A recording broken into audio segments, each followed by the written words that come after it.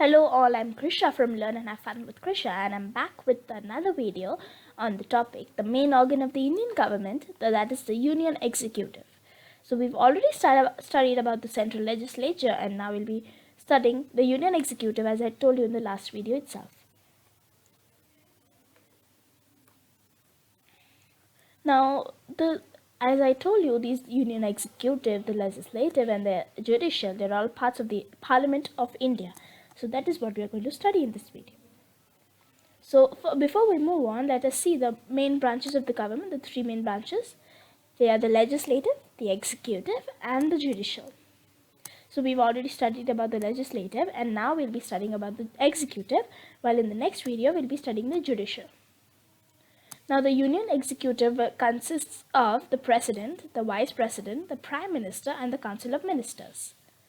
Let us begin with the President. Before we move on, let us answer one important question. Who is the current President of India? A hint? Yes, it is Mr. Ram Nath Kovind.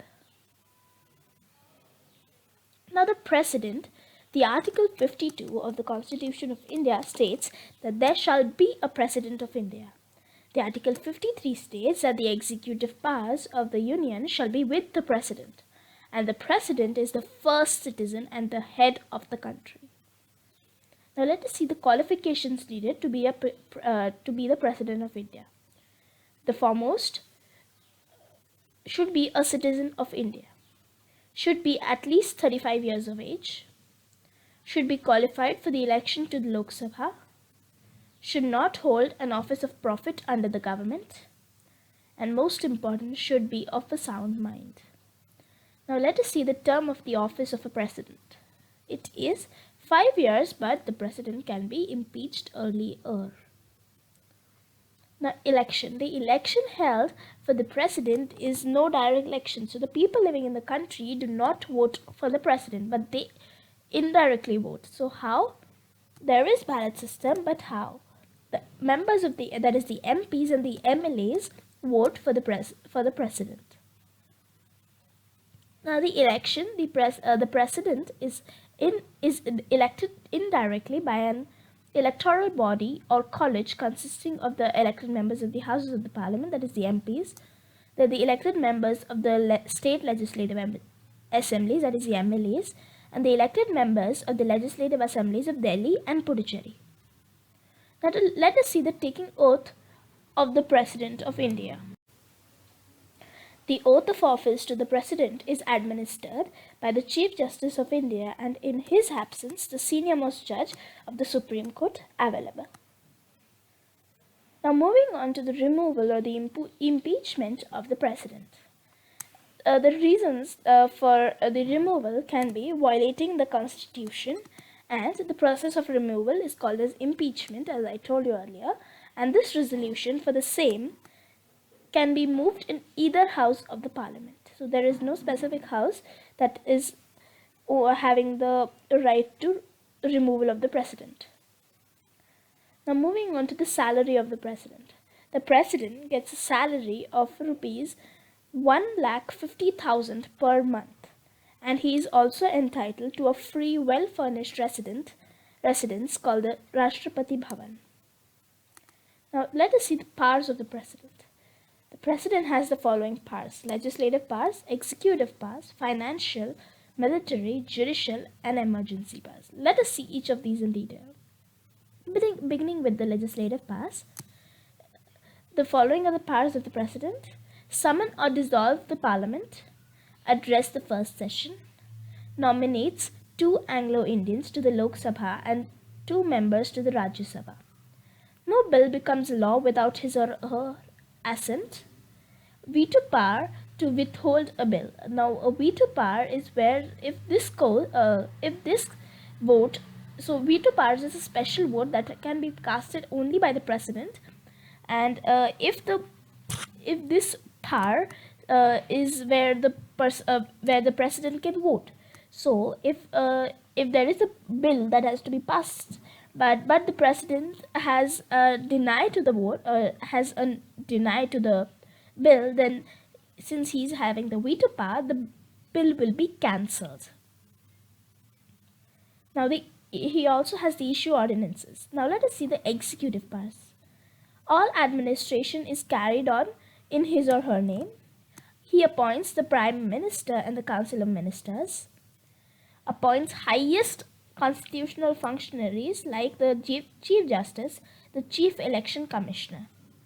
He also appoints the members of the Union Public Service Commission, that is the UPSC, then the National Human Rights Commission, that is NHRC, and the National Commission for Women. He also appoints the ambassador to various countries. Now let us see the financial powers. The money bill cannot be presented without his or her consent. We have already seen this in the previous video, that is the central legislature. Now the consolidated fund is also in his or her name. Now military powers. He appoints the Chief of Army, Navy and Air Force. He also declares war or peace, and he is the Supreme Commander of the Armed Forces. Judicial powers. Pardon the general or death sentences of a person and approach the Supreme Court for suggestions on legal matters. Moving on to the emergency powers. The Article 352 states, that is the national emergency, states in case of threat to India's security due to war or external aggression. State emergency according to Article 356 in case of breakdown of law and order in a state. It is also called the President's rule. And financial emergency, that is Article 360, in case of loss of financial stability of the nation.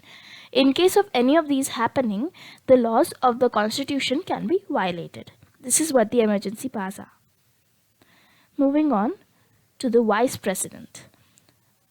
This is the Vice President of India, Mr. Venkaiah Naidu. Now let us see the features of the Vice President. He is the Chairman of the Rajya Sabha, must be a citizen of India, must be of 35 years of age, must be qualified for the election to the Rajya Sabha. These are the qualifications that we saw.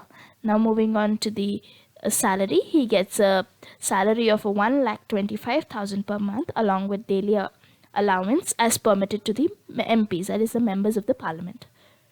While acting as the president, he will be enjoying the same allowances and facilities as that of the president. Vice President cannot be impeached but can be removed by a resolution of the Rajya Sabha and agreed to by the Lok Sabha. So it is the resolution only of the Rajya Sabha. Moving on to the functions. In case of death, resignation or removal of the president, the vice president takes over. And as the chairman of the Rajya Sabha, he is responsible for the order of the speeches and regulates the proceedings of the House. Now let us see the Prime Minister. This is the Prime Minister of India, Mr. Narendra Modi. The Article 74 states that there shall be a Prime Minister for the Union of India, while the 75 states he or she will be appointed by the President.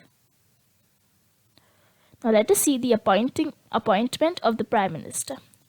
He is the leader of the majority party and other ministers are chosen by him but appointed by the President. Now let us see the qualifications needed to be the Prime Minister. Must be a citizen of India. Must be a member of the Lok Sabha or the Rajya Sabha. If the person is not a member of the parliament, they must become a member of either of the houses within 6 months. Must be above 25 years of age if they are a member of the Lok Sabha, or above 35 years of age if they are a member of the Rajya Sabha. And must not hold an office of profit. Very important. Now, tenure of office of the President. The tenure of the office of President is the Prime Minister, is 5 years. This requires majority support in the Lok Sabha to continue the tenure. And salary and allowances are fixed by the Parliament. The powers and functions. He is responsible for internal or external affairs of the government. He forms a team and assigns work. Coordinates between the President and the Cabinet of Ministers. He also has the power to expand the Cabinet, the power to demand resignation of any president if his or her behavior is not accepted by the other members. He or she is the main spokesperson of the ruling party. He or she presides over the meetings of the cabinet and the council of ministers. He or she advises the president on appointment of judges, governors, ambassadors, etc. He or she advises the president regarding the summary or dissolution of the Lok Sabha. And he or she is the leader of the Lok Sabha. Moving on to the structure of the Union Executive.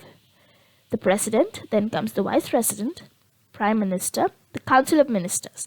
We have already studied these three. Well, we're left with the council of ministers. Now, the council of ministers we won't be studying in quite detail, but just a short overview. The council of ministers consists of the cabinet minister, the state minister, and the deputy minister. Now, the council of ministers has three categories of ministries, that is the cabinet ministers, the state ministers, and the deputy ministers. We've already seen this in the slide. Now, let us see the functions of the council of ministers. Legislation. It prepares the special address to the parliament, ordinances, and government bills. Financial responsibilities of expenditure and income, and forms the internal and external policies. Now, what is a no confidence motion? The council of ministers are collectively as well as individually responsible to the Lok Sabha or the House of the People. When a decision has been made by the cabinet, all ministers must stand by it. However, if there is a no confidence motion that is passed against an individual minister, the entire ministry is affected. Now, the minister holds office as long as the president is satisfied.